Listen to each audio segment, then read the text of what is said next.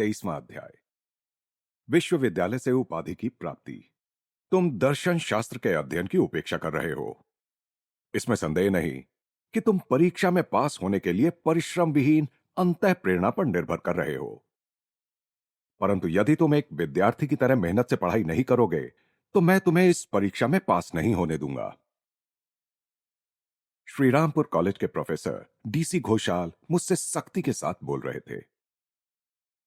यदि मैं उनकी लिखित फाइनल क्लासरूम टेस्ट में पास नहीं होता तो मैं विश्वविद्यालय की परीक्षा में बैठने के लिए अयोग्य ठहराया जाता। ये नियम कोलकाता विश्वविद्यालय के बनाए हुए हैं और श्रीरामपुर कॉलेज उसकी एक संबद्ध शाखा है।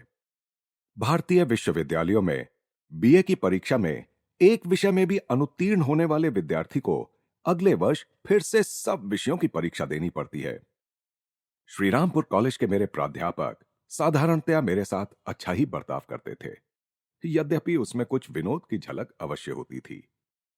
मुकुंद धर्म में कुछ ज्यादा ही बह गया है, इस प्रकार मेरा आकलन कर वे मुझे कक्षा में प्रश्नों के उत्तर देने की मुसीबत से कुशलतापूर्वक बचाते थे। उन्हें पूर्ण विश्वास था कि फाइनल लिखित टेस्ट मुझे बीए परीक्षार्थियों की सूची से हटाने का काम कर देगी। मेरे सहपाठियों का मेरे बारे में मत उनके द्वारा मुझे दिए गए नाम से ही स्पष्ट था, पागल सन्यासी। प्रोफेसर घोषाल की मुझे दर्शन शास्त्र में अनुत्तीर्ण करने की धमकी को विफल करने के लिए मैंने भी चालाकी की।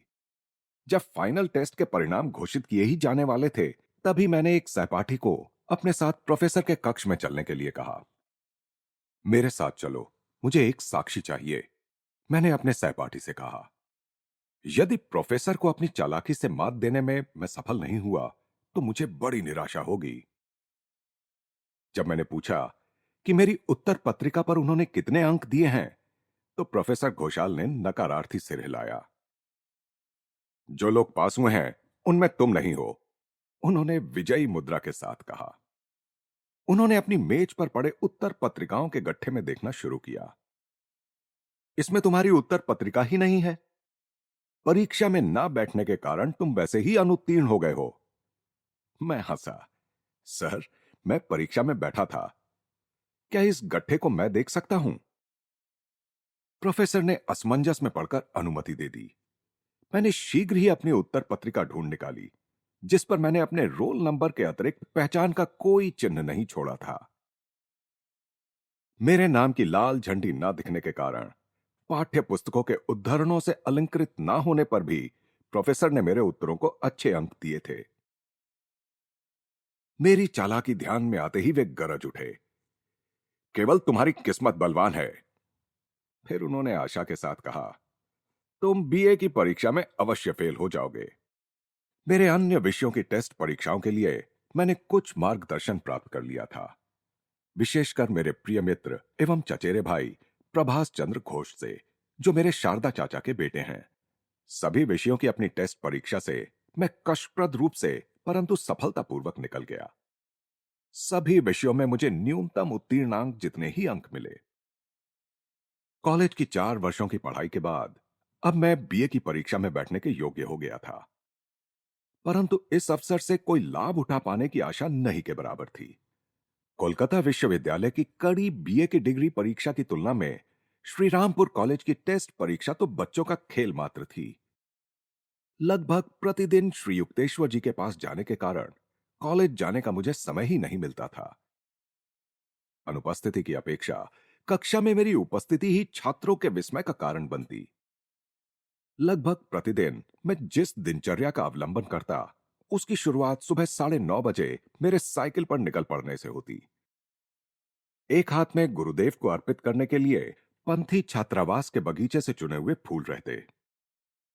प्रेम से मुझसे मिलते हुए गुरुदेव दोपहर का खाना वहीं खाने के लिए मुझसे कहते, जिसे मैं नित्य ही अत्यंत तत्परता के साथ स्वीकार कर लेता ताकि दिन भर के लिए कॉलेज के विचार से मुक्ति मिल जाए। घंटों श्री युक्तेश्वर जी के सानिध्य में रहकर उनका अपूर्व ज्ञानोपदेश सुनने या आश्रम के कार्यों में सहायता करने के बाद मैं करीब आधी रात के समय अनिच्छापूर्वक ही पंथी छात्रावास के लिए प्रस्थान करता। कभी कभी तो रात भर मैं अपने गुरु के साथ ही रहता, उनकी बातों में इतना मग्न होता कि कब रात का अंधकार भोर के उजाले में बदल गया पता ही नहीं चलता। एक रात लगभग 11 बजे जब मैं छात्रावास में वापसी की अपनी साइकिल सवारी के लिए जूते पहनकर तैयार हो रहा था, तो गुरुदेव ने गंभीर मुद्रा के साथ पूछा, तुम्हारी बीए की परीक्षा कब है? आज से 5 दिन बाद गुरुदेव। तुमने तैयारी तो कर ली है ना? मैं भय से काठ हो गया। हाथ का जूता हाथ ही में धरा रह गया। गुरुदेव, मैंने कहा, आप जानते हैं कि मेरा सारा समय तो प्रोफेसरों के बजाय आप ही के सानिध्य में बीता है। अतः उस कठिन परीक्षा में बैठने का ढोंग रचने से क्या लाभ? श्री युक्तेश्वर जी ने अंतर्भेदी दृष्टि से मेरी आंखों में देखा। तुम्हें परीक्षा देनी ही होगी, उन्होंने ठंडे निर्णायक स्वर में कहा। हमें तुम्हारे पिताजी को या अन्य रिश्तेदारों को ऐसा कोई अवसर नहीं देना चाहिए जिससे वे आश्रम जीवन के प्रति तुम्हारी अभिरुचि की आलोचना कर सकें। मुझे केवल इतना वचन दो कि तुम परीक्षा में बैठोगे। तुमसे जैसे बने वैसे उत्तर लिख देना। आंसू बेकाबू होकर मेरे गालों पर बह रहे थे। मुझे लगा कि गुरुजी की आज्ञा अनुचित थी और इस ओर ध्यान देने में और कुछ नहीं तो विलंब उन्होंने अवश्य कर दिया था। मैंने सिसकते हुए कहा, यदि आपकी ऐसी ही इच्छा है तो परीक्षा में तो मैं बैठ जाऊंगा, परंतु अभी उचित तैयारी करने का समय नहीं रहा है। फिर अपने आप से ही मैंने बुदबुदाते हुए कहा, प्रश्नों के उत्तर में मैं आपके ही उपदेशों से उत्तर पत्रिकाएं भर दूंगा।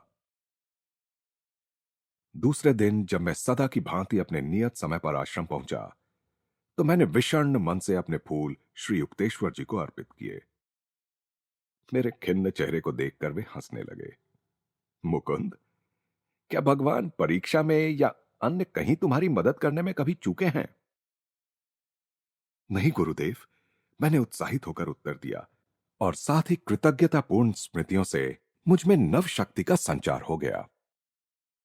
कॉलेज में गौरव प्राप्त करने के प्रयास से तुम्हें तुम्हारे आलस्य ने नहीं बल्कि ईश्वर प्राप्ति के ज्वलंत उत्साह ने रोका है, मेरे गुरु ने प्रेम से कहा। थोड़ी देर मौन रहने के बाद उन्होंने बाइबल के एक वचन को उद्धृत किया, पहले ईश्वर के साम्राज्य को और उसकी नीति परायणता को प्राप्त करने का प्रयास करो, तब अन्य सारी चीजें तुम्हें अपने आप मिल जाएंगी। अन्य हजारों अवसरों की तरह इस बार भी गुरुदेव के सानिध्य में मेरे मन से बोझ आज फिर हट गया। मध्याह्न भोजन रोज की अपेक्षा थोड़ा पहले खत्म करने के बाद उन्होंने मुझे पंथी लौट जाने की सलाह दी। तुम्हारा मित्र रमेश चंद्र दत्त क्या अब भी तुम्हारे छात्रावास में रहता है? जी गुरुदेव। उससे मिलो, प्रभु उसे तुम्हारी परीक्षा की तैयारी में सहायता करने की प्रेरणा देंगे। ठीक है गुरुदेव, परंतु रमेश इस समय अत्यंत व्यस्त है। उसने ऑनर्स ले रखा है और अन्य छात्रों की अपेक्षा उसका पाठ्यक्रम अधिक है। गुरुदेव ने मेरी शंकाओं की ओर कोई ध्यान नहीं दिया। तुम्हारे लिए रमेश समय निकाल लेगा, अब तुम जाओ। मैं साइकिल से पंथी वापस लौटा। छात्रावास के अहाते में पहुंचते ही जिस प्रथम व्यक्ति से मेरी भेंट हुई वह था मेधावी रमेश। झिझकते हुए किए गए मेरे अनुरोध को उसने ऐसी तत्परता के साथ स्वीकार किया जैसे उसके पास समय ही समय हो। अवश्य, मैं तुम्हारी सेवा में उपस्थित हूं। उस दिन और उसके बाद के प्रत्येक दिन उसने मुझे मेरे विभिन्न विषयों की परीक्षा के लिए तैयार करने में कई घंटे व्यतीत किए। एक दिन उसने मुझसे कहा, मुझे लगता है कि अंग्रेजी साहित्य की परीक्षा में अनेक प्रश्न चाइल्ड हेरल्ड द्वारा अपनी यात्रा के लिए अपनाए गए रास्ते से संबंधित होंगे। हमें तुरंत एक एटलस लाना चाहिए। मैं जल्दी जल्दी शारदा चाचा के घर गया और एक एटलस मांग लाया। रमेश ने यूरोप के नक्शे में उन सभी स्थानों पर चिन्ह लगा दिए जहां जहां बायरन का वह रूमानी यात्री गया था। जब रमेश मुझे बता रहा था तब कुछ सहपाठी उसके मार्गदर्शन को सुनने के लिए हमारे आसपास जमा हो गए थे। उस बैठक के अंत में उनमें से एक ने मुझसे कहा, रमेश तुम्हें गलत सलाह दे रहा है। साधारणतया केवल 50% प्रश्न ही पुस्तकों के बारे में होते हैं। अन्य आधे प्रश्न लेखकों की जीवनी से संबंधित होते हैं। जब परीक्षा भवन में अंग्रेजी साहित्य का प्रश्न पत्र मेरे हाथ में आया, तो उस पर प्रथम दृष्टि पड़ते ही मेरी आंखों से कृतज्ञता के आंसू बहकर उसे भिगोने लगे। उस कमरे के परीक्षा पर्यवेक्षक मेरे पास आकर सहानुभूतिपूर्वक पूछताछ करने लगे। मैंने उन्हें बताया, मेरे महान गुरु ने पहले ही मुझे बता दिया था कि रमेश मेरी सहायता करेगा। और देखिए, रमेश ने मुझे जिन जिन प्रश्नों के आने की संभावना बताई थी, वही सब प्रश्न इस प्रश्न पत्र में आए हैं। फिर मैंने आगे कहा, मेरे सौभाग्य से इस साल बहुत कम प्रश्न अंग्रेज लेखकों के बारे में हैं, जिनका जीवन मेरे लिए तो गहरे रहस्य में ही लिपटा हुआ है। जब मैं परीक्षा देकर छात्रावास लौटा, तो छात्रों ने मुझे देखकर जोर से हर्ष ध्वनि की। जो लड़के रमेश के मार्गदर्शन में विश्वास करने के कारण मेरा मजाक उड़ा रहे थे, वही जोर जोर से मेरा अभिनंदन करके मेरे कानों के पर्दे फाड़ रहे थे। परीक्षा के पूरे सप्ताह में मैं यथासंभव अधिक से अधिक समय रमेश के साथ ही बिताता रहा, जो मुझे प्रोफेसरों द्वारा प्रश्न पत्र में डाले जा सकने वाले संभाव्य प्रश्न बताता रहा। दिन प्रतिदिन प्रत्येक प्रश्न पत्र में रमेश के बताए हुए प्रश्न लगभग उसी के शब्दों में आते रहे। कॉलेज में बिजली की तरह यह बात फैल गई कि चमत्कार जैसा कुछ घटित हो रहा है और हमेशा अनमने से रहने वाले पागल सन्यासी का परीक्षा में उत्तीर्ण होना संभव लग रहा है। मैंने कुछ भी छिपाने का कोई प्रयास नहीं किया। विश्वविद्यालय के द्वारा बनाए गए प्रश्न पत्रों में कोई फेरबदल करना स्थानीय प्रोफेसरों के हाथ में नहीं था। एक दिन सुबह अंग्रेजी साहित्य की परीक्षा के विषय में सोचते हुए अचानक मेरे ध्यान में आया कि मैंने एक बड़ी भारी भूल कर दी थी। कुछ प्रश्न दो भागों में विभाजित किए गए थे, क या ख तथा ग या घ। प्रत्येक विभाग के एक प्रश्न का उत्तर लिखने के बजाय मैंने प्रथम विभाग के दोनों प्रश्नों के उत्तर लिख दिए थे और दूसरे विभाग को लापरवाही से पूर्णतः अनदेखा कर दिया था। उस परीक्षा में मुझे अधिक से अधिक 33 अंक मिल सकते थे। न्यूनतम उत्तीर्णांक 36 से 3 अंक कम। मैं सीधा गुरुदेव के पास पहुंच गया और उन्हें अपनी भूल बता दी। मैंने कहा, गुरुदेव, मैंने अक्षम्य भूल कर दी है। मैं रमेश के माध्यम से मिली ईश्वरीय कृपा के योग्य नहीं हूं। मैं बिल्कुल अपात्र हूं। मुस्कुराओ मुकुंद। श्री युक्तेश्वर जी के स्वर में चिंता का लवलेश भी नहीं था। उन्होंने नीले आकाश की ओर उंगली दिखाते हुए कहा, सूर्य चंद्र आकाश में अपने स्थानों की अदला बदली कर सकते हैं, परंतु तुम्हें विश्वविद्यालय की उपाधि मिलना नहीं रोक सकता। हिसाब करने से तो पास होना असंभव लग रहा था। तथापि मैं जब आश्रम से बाहर निकला तो मेरा मन काफी शांत हो गया था। एक दो बार मैंने सशंक मन से आकाश की ओर देखा। सूर्य अपनी प्रचलित कक्षा में ही सुस्थित लग रहे थे। जब मैं पंथी पहुंचा तो एक सहपाठी का स्वर मेरे कानों में पड़ा। मैंने अभी अभी सुना है कि इस वर्ष पहली बार अंग्रेजी साहित्य में उत्तीर्ण होने के लिए आवश्यक न्यूनतम उत्तीर्णांक को घटा दिया गया है। मैं इतनी तेजी से उस लड़के के कमरे में घुसा कि उसने घबराकर ऊपर देखा। मैंने अत्यंत उत्सुकता के साथ उससे पूछा। उसने हंसते हुए कहा, जटाधारी साधु महाराज, पढ़ाई लिखाई में अचानक इतनी उत्सुकता क्यों? अंतिम क्षण में रोने धोने से क्या लाभ? परंतु यह सच है कि उत्तीर्णांक को घटाकर 33 कर दिया गया है। खुशी के मारे उछलता कूदता मैं अपने कमरे में पहुंचा और जमीन पर घुटने टेक कर अचूक गणितीय हिसाब के लिए अपने परम पिता की स्तुति करने लगा। प्रतिदिन रमेश के माध्यम से मेरा मार्गदर्शन करती एक आध्यात्मिक शक्ति की उपस्थिति के बोध से मैं रोमांचित हो उठता। बंगाली भाषा की परीक्षा के संबंध में एक उल्लेखनीय घटना हुई। एक दिन प्रातः जब मैं छात्रावास से निकलकर परीक्षा के लिए कॉलेज की ओर जाने लगा तो रमेश ने मुझे पुकारा। उसने मुझे बंगाली भाषा के विषय में कोई मार्गदर्शन नहीं दिया था। वहां रमेश तुम्हारे लिए चिल्ला रहा है, एक सहपाठी छात्र ने अधीर होकर कहा। अब वापस मत जाओ, वरना हम लोगों को परीक्षा के लिए देर हो जाएगी। उसकी बातों की ओर कोई ध्यान न देकर मैं छात्रावास भवन की ओर दौड़ पड़ा। रमेश ने कहा, हमारे बंगाली लड़के साधारणतया बंगाली भाषा में आसानी से पास हो जाते हैं, परंतु मेरे मन में अभी अभी ऐसी शंका उठी है कि इस वर्ष अपेक्षित पठन की पुस्तकों से प्रश्न पूछकर प्राध्यापकों ने विद्यार्थियों की बलि चढ़ाने की योजना बनाई है। उसने पर 19वीं शताब्दी के सुप्रसिद्ध बंगाली समाज सेवक विद्यासागर के जीवन की 2 कहानियां संक्षेप में बताईं। रमेश का धन्यवाद कर मैं तुरंत साइकिल से कॉलेज पहुंचा। वहां मैंने देखा कि बंगाली के प्रश्न पत्र में 2 विभाग थे।